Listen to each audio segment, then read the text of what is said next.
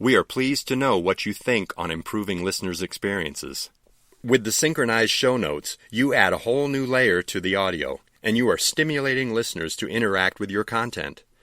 Although you can sync visual elements at any moment, we recommend performing this action when you already have the transcription generated. It's easier to point out the exact spot to place a visual element by searching a word. First, you need to reach the Edit view. For each item, you need to create a placeholder in the timeline where you can drop the visual element. It requires a simple action. Click and drag on the top of the waveform in the special bar we have created, right beneath snippet markers.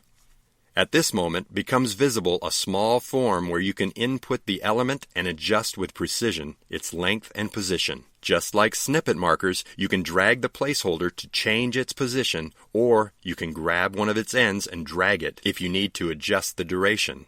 At the end, give it a click in order to refresh the new position in the form below. At this moment, you can place inside a text a video, a link, or one image. Syncing texts, links, and videos are straightforward. For images, you may have to do an extra click. Don't forget to hit the Save button after filling in the form. Using the browser's Find function, you can easily spot the right place to sync the proper item. Type in the word and iterate your way to the right occurrence. Click on the snippet and its place will be revealed on audio's timeline. Make use of the elements you already have in Description text field.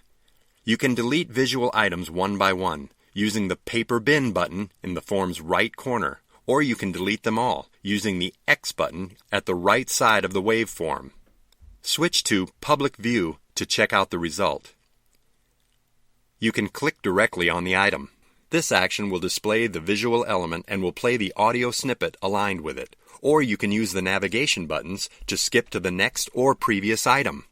Remember, each time a visual item is displayed, a sound notification reminds the listener to have a look at the screen because they have an extra content available. The more they return to your audio's play screen, the more ads count up on your revenue pipe.